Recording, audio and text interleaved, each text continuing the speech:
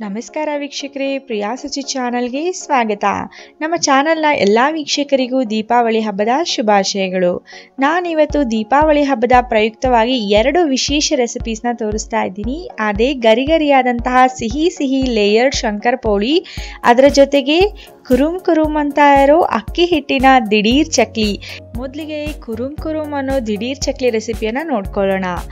ಈ ಚಕ್ಲಿ ಮಾಡೋದಕ್ಕೆ ನಮಗೆ 200 ಗ್ರಾಮಷ್ಟು ಅಕ್ಕಿ ಹಿಟ್ಟು ಬೇಕಾಗುತ್ತೆ, 100 ಗ್ರಾಮಷ್ಟು ಹುರುಗಡಲೆ, 1.5 ಟೇಬಲ್ ಸ್ಪೂನ್ ಅಷ್ಟು ಅಚ್ಚ ಖಾರದ ಪುಡಿ, ರುಚಿಗೆ ತಕ್ಕಷ್ಟು ಉಪ್ಪು, 1 ಟೇಬಲ್ ಸ್ಪೂನ್ ಅಷ್ಟು ಜೀರಿಗೆ, 1 ಟೇಬಲ್ ಸ್ಪೂನ್ ಅಷ್ಟು ಬಿಳಿ ಎಳ್ಳು, 1/4 ಸ್ಪೂನ್ ಅಷ್ಟು ಅರಿಶಿನ. ಈಗ ನಾನು 100 ಗ್ರಾಮಷ್ಟು ಹುರುಗಡಲೆನ ನಾನು ಮಿಕ್ಸರ್ ಜಾರ್ಗೆ ಹಾಕೊಂಡು ಸಣ್ಣಗೆ ಪುಡಿ ಮಾಡ್ಕೊಳ್ತಾ ಇದ್ದೀನಿ. ಈಗ ನೋಡಿ, ಹುರಿಗಡಲೆ ಪುಡಿ ರೆಡಿ ಆಗಿದೆ. ಇದನ್ನ ಹೀಗೆ ತೆಗೆದಿಟ್ಕೊಳ್ತೀನಿ. ಈಗ ನಾನು 200 ಗ್ರಾಮಷ್ಟು ಅಕ್ಕಿ ಹಿಟ್ಟನ್ನ ಸ್ವಲ್ಪ ಬೆಚ್ಚಗೆ ಮಾಡ್ಕೊಳ್ಬೇಕು. ಒಂದು 5 ನಿಮಿಷ ನಾವು ಹುರಿಬೇಕಾಗುತ್ತೆ. ಗ್ಯಾಸ್ನ ಲೋ ಫ್ಲೇಮ್ನಲ್ಲಿ ಇಟ್ಕೊಂಡು ಸ್ವಲ್ಪ ಬೆಚ್ಚಗೆ ಮಾಡ್ಕೊಂಡ್ರೆ ಸಾಕು. ಈಗ ಒಂದು ಅಗಲವಾಗಿರೋ ಬೌಲ್ಗೆ ಬೆಚ್ಚಗೆ ಮಾಡ್ಕೊಂಡಿರೋಂಥ ಅಕ್ಕಿ ಹಿಟ್ಟನ್ನ ಹಾಕೊಳ್ತಾ ಇದ್ದೀನಿ. ಈ ಅಕ್ಕಿ ಹಿಟ್ಟಿಗೆ ನಾನೀಗ ಹುರಿಗಡಲೆ ಪುಡಿಯನ್ನು ಕೂಡ ಸೇರಿಸ್ಕೊಳ್ತಾ ಇದ್ದೀನಿ. ಉಪ್ಪು, ಅಚ್ಚ ಖಾರದ ಪುಡಿ, ಅರಿಶಿನ, ಜೀರಿಗೆ, ಬಿಳಿ ಎಳ್ಳು. ಆಗಲೇ ಎಷ್ಟೆಷ್ಟು ಅಂತ ಪ್ರಮಾಣ ತೋರಿಸಿದ್ನಲ್ಲ, ಅಷ್ಟಷ್ಟು ಪ್ರಮಾಣದಷ್ಟು ಎಲ್ಲ ಇಂಗ್ರೀಡಿಯೆಂಟ್ಸ್ಗಳನ್ನ ಹಾಕೊಂಡು ಚೆನ್ನಾಗಿ ಒಂದ್ಸಲ ಮಿಕ್ಸ್ ಮಾಡ್ಕೊಂಡ್ಬಿಡೋಣ. ಎಲ್ಲ ಸಾಮಗ್ರಿಗಳನ್ನ ಒಂದ್ಸಲ ಚೆನ್ನಾಗಿ ಮಿಕ್ಸ್ ಮಾಡಿದ್ಮೇಲೆ ನಾನು ಇದಕ್ಕೆ 2 ಟೇಬಲ್ ಸ್ಪೂನ್ ಅಷ್ಟು ಬಿಸಿ ಮಾಡಿರೋ ಎಣ್ಣೆಯನ್ನು ತಗೊಳ್ತಾ ಇದ್ದೀನಿ. ಎಣ್ಣೆ ಕಾಯಿಸ್ಕೊಂಡಿರೋಂಥ ಬಿಸಿ ಎಣ್ಣೆನ ಹಾಕೊಂಡಿದ್ದೀನಿ. ಎಣ್ಣೆ ಬಿಸಿ ಇರೋದ್ರಿಂದ ನಾನು ಸ್ಪೂನಲ್ಲೇ ಮಿಕ್ಸ್ ಮಾಡ್ಕೊಳ್ತಾ ಇದ್ದೀನಿ. ಒಂದ್ಸಲ ಎಣ್ಣೆನ ಚೆನ್ನಾಗಿ ಮಿಕ್ಸ್ ಮಾಡಿದ್ಮೇಲೆ ಒಂದು 2-3 ನಿಮಿಷ ತಣ್ಣಗಾಗೋದಕ್ಕೆ ಬಿಟ್ಬಿಡೋಣ. ಈಗ ತಣ್ಣಗಾಗಿದೆ. ನಾನು ಬೆರಳುಗಳಲ್ಲಿ ಚೆನ್ನಾಗಿ ಮಿಕ್ಸ್ ಮಾಡ್ಕೊಳ್ತಾ ಇದ್ದೀನಿ. ಈ ರೀತಿ 1-2 ನಿಮಿಷ ಚೆನ್ನಾಗಿ ಮಿಕ್ಸ್ ಮಾಡಿದ್ಮೇಲೆ ಇದಕ್ಕೆ ನಾನು ಸ್ವಲ್ಪ 1 ಗ್ಲಾಸ್ ಅಷ್ಟು ನೀರನ್ನು ಬೆಚ್ಚಗೆ ಮಾಡ್ಕೊಳ್ಬೇಕು. ತುಂಬ ಕುದಿಸೋ ಅವಶ್ಯಕತೆ ಇಲ್ಲ, ಮತ್ತು ತಣ್ಣೀರನ್ನು ತಗೊಳ್ಬಾರ್ದು. ಸ್ವಲ್ಪ ಬೆಚ್ಚಗಿರೋ ನೀರನ್ನು ಹಾಕೊಂಡು ನಾವು ಈ ಹಿಟ್ಟನ್ನು ನಾದ್ಕೊಳ್ಬೇಕಾಗುತ್ತೆ. ಬೆಚ್ಚಗಿರೋ ನೀರಿಂದ ನಾವು ಹಿಟ್ಟನ್ನ ಸಾಫ್ಟ್ ಆಗಿ ಕಲಿಸ್ಕೊಳ್ಬೇಕು. ಈಗ ಚಕ್ಲಿ ಮಾಡೋ ಒರಳಿಗೆ ನಾನು ಚಕ್ಲಿ ಅಚ್ಚನ್ನ ಕೂಡ ತಗೊಂಡಿದ್ದೀನಿ. ಈಗ ಚಕ್ಲಿ ಒರಳಿಗೆ ನಾವು ಚೆನ್ನಾಗಿ ಎಣ್ಣೆಯನ್ನು ಹಚ್ಕೊಳ್ಬೇಕಾಗತ್ತೆ. ಎಣ್ಣೆಯನ್ನು ಹಚ್ಚಿದ್ಮೇಲೆ ಈ ಚಕ್ಲಿ ಅಚ್ಚನ್ನ ಕೂಡ ಇದರೊಳಗಡೆ ಹಾಕೊಳ್ತಾ ಇದ್ದೀನಿ. ಈಗ ಇದಕ್ಕೆ ಎಷ್ಟು ಹಿಡಿಯುತ್ತೋ ಅಷ್ಟು 1/4 ಭಾಗದಷ್ಟು ಹಿಟ್ಟನ್ನು ನಾವು ಹಾಕೊಳ್ಬೇಕಾಗತ್ತೆ. ಒರಳಿನ 1/4 ಭಾಗದಷ್ಟು ಹಿಟ್ಟನ್ನು ಹಾಕೊಳ್ಬೇಕು. ಚೆನ್ನಾಗಿ ಒತ್ತಿ ಹಾಕೊಳ್ಳಿ. ಹಿಟ್ಟನ್ನು ಹಾಕಿದ್ಮೇಲೆ ಮುಚ್ಚಳವನ್ನು ಹಾಕಿ ಚೆನ್ನಾಗಿ ಕ್ಲೋಸ್ ಮಾಡ್ಕೊಳ್ಬೇಕು. ನಿಮ್ಮ ಮನೇಲಿ ಯಾವ ರೀತಿ ಚಕ್ಲಿ ಒರಳಿದೆ ಅದರಲ್ಲೇ ನೀವು ಮಾಡ್ಕೊಳ್ಬಹುದು.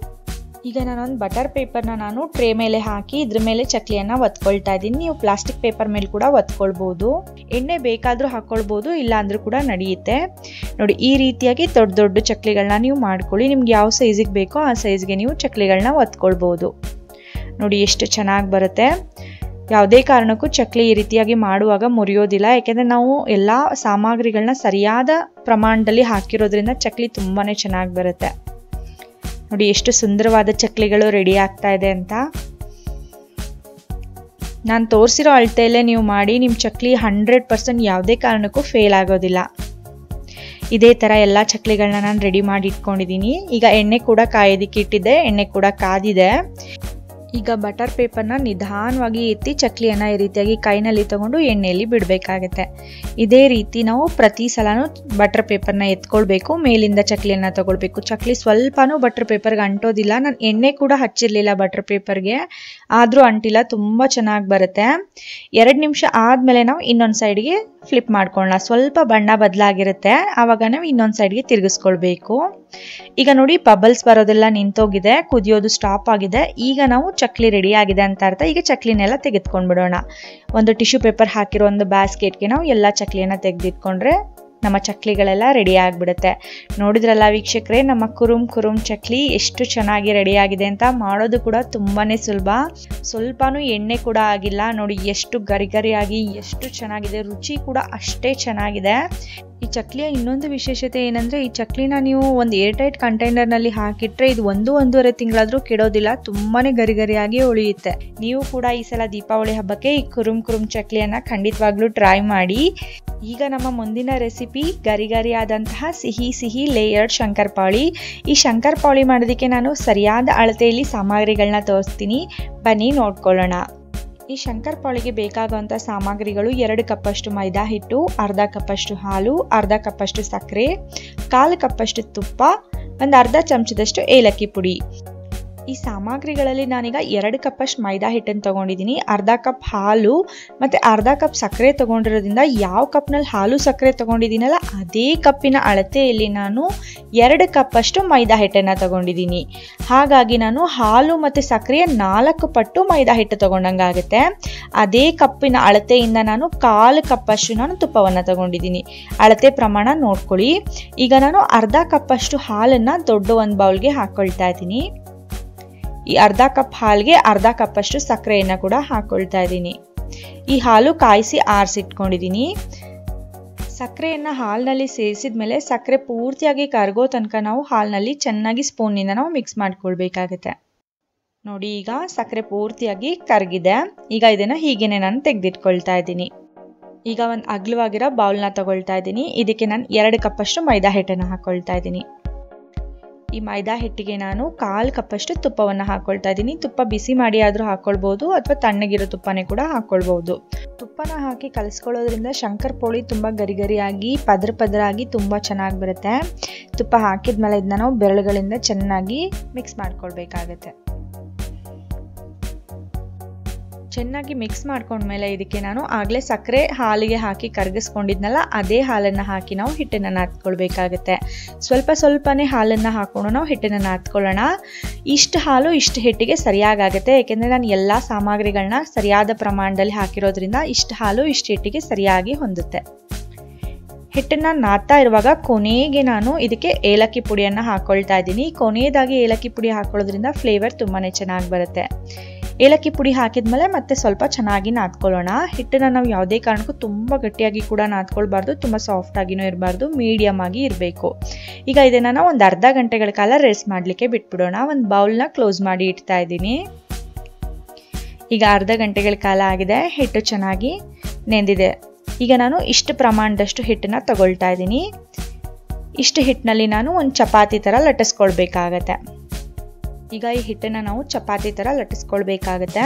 ಚಪಾತಿ ಥರ ತುಂಬ ತೆಳ್ಳಗೆ ಅರಿಯಕ್ಕೆ ಹೋಗಬೇಡಿ, ಹಾಗೆಯೇ ತುಂಬ ದಪ್ಪನೂ ಬೇಡ. ಮೀಡಿಯಮ್ ದಪ್ಪಕ್ಕಿದ್ರೆ ಲೇಯರ್ಡ್ ಆಗಿ ತುಂಬ ಚೆನ್ನಾಗಿ ಬರುತ್ತೆ. ನೋಡಿ, ಇಷ್ಟು ದಪ್ಪ ಇದ್ರೆ ಸಾಕು. ಈಗ ಒಂದು ಚಾಕು ಅಥವಾ ಚುಂಚಕದ ಸಹಾಯದಿಂದ ನಾವು ಉದ್ದ ಸ್ಟ್ರೈಪ್ಸ್ ಥರ ನಾವು ಕಟ್ ಮಾಡ್ಕೊಳ್ಳೋಣ. ನೋಡಿ, ಈ ರೀತಿಯಾಗಿ ನಾವು ಕಟ್ ಮಾಡ್ಕೊಳ್ಬೇಕಾಗತ್ತೆ. ಈ ರೀತಿ ಕಟ್ ಮಾಡ್ಕೊಂಡ್ಮೇಲೆ ಸೈಡಲ್ಲಿರೋ ಎಕ್ಸ್ಟ್ರಾ ಪೀಸಸ್ನೆಲ್ಲ ನೀವು ತೆಗೆದಿಟ್ಕೊಂಡ್ಬಿಡಿ. ಆಮೇಲೆ ಮತ್ತೆ ನೀವು ಇದನ್ನು ಲಟ್ಟಿಸ್ಕೊಳ್ಬೋದು. ಈಗ ನಾವು ಕ್ರಾಸ್ ಆಗಿ ನಾವು ಈ ರೀತಿಯಾಗಿ ಕಟ್ ಮಾಡ್ಕೊಳ್ಳೋದ್ರಿಂದ ನಮಗೆ ಒಳ್ಳೆ ಡೈಮಂಡ್ ಶೇಪ್ ಸಿಗುತ್ತೆ. ಈ ರೀತಿ ಕಟ್ ಮಾಡ್ಕೊಂಡಿರೋಂಥ ಡೈಮಂಡ್ ಶೇಪ್ ಸ್ಟ್ರೈಪ್ಸ್ನೆಲ್ಲ ನಾವು ಸಪ್ರೇಟಾಗಿ ನಾವು ಇನ್ನೊಂದು ಪ್ಲೇಟ್ಗೆ ನಾವು ತೆಗೆದಿಟ್ಕೊಂಡ್ಬಿಡ್ಬೋದು. ಇದೇ ರೀತಿಯಾಗಿ ಉಳಿದಿರೋ ಎಲ್ಲ ಶಂಕರ್ ಪೋಳಿಗಳನ್ನ ಕೂಡ ನಾವು ರೆಡಿ ಮಾಡಿ ಇಟ್ಕೊಂಡ್ಬಿಡ್ಬೋದು. ಕರಿಯೋದಕ್ಕಿಂತ ಮುಂಚೆ ಪೂರ್ತಿ ರೆಡಿ ಮಾಡಿ ಇಟ್ಕೊಂಡ್ಬಿಡಿ. ಈಗ ಎಣ್ಣೆ ಕೂಡ ಕಾದಿದೆ. ಎಣ್ಣೆ ಪೂರ್ತಿಯಾಗಿ ಕಾದಿದೋ ಇಲ್ಲೋ ಅಂತ ಚೆಕ್ ಮಾಡೋದಕ್ಕೆ ಒಂದು ಸಣ್ಣ ಪೀಸ್ನ ಹಾಕಿದ್ದೀನಿ. ಅದು ಕೂಡ ಮೇಲೆ ಬಂದಿದೆ. ಈಗ ನಾನು ಒಂದೊಂದೇ ಶಂಕರ್ ಪೋಳಿಯನ್ನು ನಾನು ಎಣ್ಣೆಯಲ್ಲಿ ಹಾಕ್ಕೊಳ್ತಾ ಇದ್ದೀನಿ.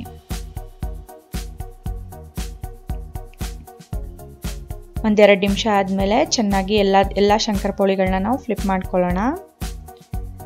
ಎರಡೂ ಕಡೆ ಚೆನ್ನಾಗಿ ಆಗಾಗ ತಿರುಗಿಸಿ ನಾವು ಗೋಲ್ಡನ್ ಬ್ರೌನ್ ಕಲರ್ ಬರೋ ತನಕ ಚೆನ್ನಾಗಿ ಫ್ರೈ ಮಾಡ್ಕೊಳ್ಬೇಕಾಗುತ್ತೆ. ನೋಡಿ, ಈ ರೀತಿ ಹೊಂಬಣ್ಣಕ್ಕೆ ಬರಬೇಕು. ಈಗ ಇದು ಆಗಿದೆ. ನಾನು ಇದನ್ನು ಒಂದು ಟಿಶ್ಯೂ ಪೇಪರ್ ಹಾಕಿರೋ ಒಂದು ಬಾಸ್ಕೆಟ್ಗೆ ಹಾಕ್ಕೊಳ್ತಾ ಇದ್ದೀನಿ. ಒಂದು 30 ಸೆಕೆಂಡ್ಗಳ ಕಾಲ ಚೆನ್ನಾಗಿ ಎಣ್ಣೆ ಬಸಿರಿ.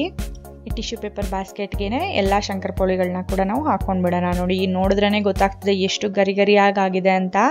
ಸ್ವಲ್ಪ ಕೂಡ ಎಣ್ಣೆ ಹೀರಿಲ್ಲ. ತುಂಬಾ ಚೆನ್ನಾಗಿ ತುಂಬಾ ಗರಿಗರಿಯಾಗಿ ಲೇಯರ್ಡ್ ಶಂಕರ್ ಪೋಳಿ ರೆಡಿಯಾಗಿದೆ. ನೀವು ಕೂಡ ಈ ಸಲ ದೀಪಾವಳಿ ಹಬ್ಬಕ್ಕೆ ಈ ಗರಿಗರಿಯಾದ ಶಂಕರ್ ಪೋಳಿ ಮತ್ತು ಕುರುಮ್ ಚಕ್ಲಿಯನ್ನು ಟ್ರೈ ಮಾಡಿ. ಈ ದೀಪಾವಳಿ ಸ್ಪೆಷಲ್ ರೆಸಿಪೀಸ್ ನಿಮಗೆ ಇಷ್ಟ ಆಗಿದ್ರೆ ಪ್ರಿಯಾ ಸಜಿ ಚಾನಲ್ಗೆ ಲೈಕ್ ಮಾಡಿ. ಇದನ್ನು ನಿಮ್ಮ ಸ್ನೇಹಿತರೊಂದಿಗೆ ಕೂಡ ಶೇರ್ ಮಾಡ್ಕೊಳ್ಳಿ. ಅವ್ರಿಗೂ ಕೂಡ ಹಬ್ಬ ಮಾಡುವಾಗ ಸಹಾಯ ಆಗುತ್ತೆ. ನಿಮ್ಮ ಅನಿಸಿಕೆ ಅಭಿಪ್ರಾಯ ಅನುಭವಗಳನ್ನ ನಮಗೆ ಕಮೆಂಟ್ ಮೂಲಕ ತಿಳಿಸ್ಕೊಡಿ ಅಂತ ಕೇಳ್ಕೊಳ್ತಾ ಇವತ್ತಿನ ವಿಡಿಯೋ ನೋಡಿದ್ದಕ್ಕಾಗಿ ಧನ್ಯವಾದಗಳು.